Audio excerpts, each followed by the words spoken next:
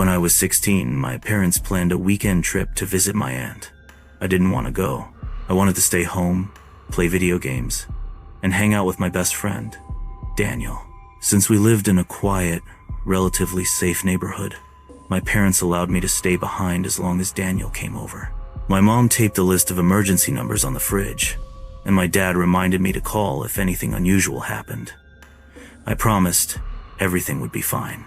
Daniel arrived about 15 minutes later. We spent hours playing on my console, laughing and shouting over every win and loss. Eventually, we grabbed some pizza, then lounged in the living room talking about random things. That's when Daniel mentioned a site where you could meet strangers, Kumagli. He said he'd once chatted with a few girls there, so we decided to give it a try. At first, it was boring. Mostly blank screens or strange people who immediately skipped us. But then, 2 girls appeared on our screen. They looked about our age, maybe slightly older. They weren't using microphones, just typing, but their eyes seemed locked on us. We joked around, telling them we were home alone, and they claimed they were too.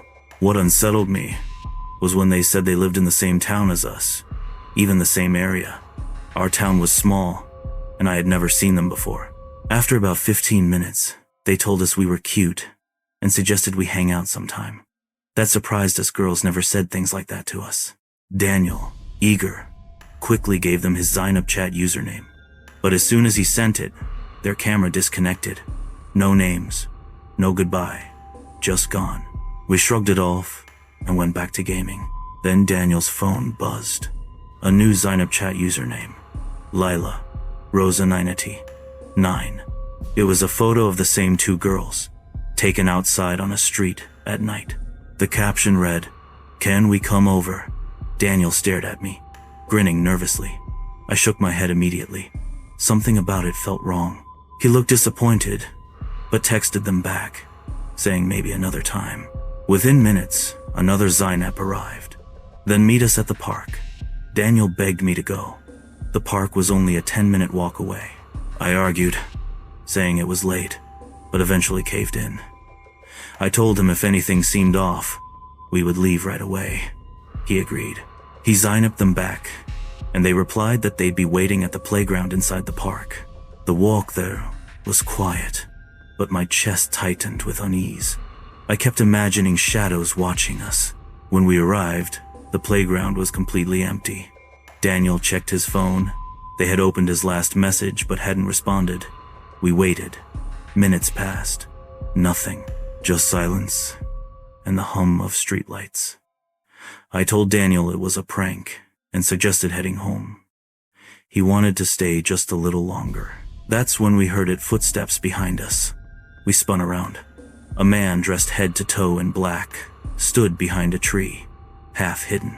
He wasn't moving toward us, just staring, grinning, in a way that froze my stomach.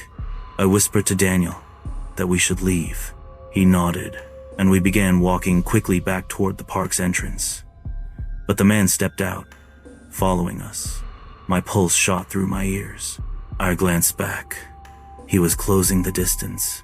We broke into a run. Just as we reached the exit, a hand clamped around my wrist, yanking me backward. The man let out this horrible guttural laugh as he tried to drag me into the shadows.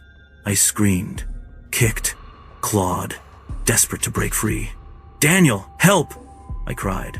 But when I looked up, he was gone. He had run. The man's grip tightened. His breath was hot and uneven against my ear. I thought it was over. Then, suddenly, red and blue lights flooded the park. Sirens. The man released me instantly and darted into the darkness. A police officer rushed over, pulling me away and asking what happened.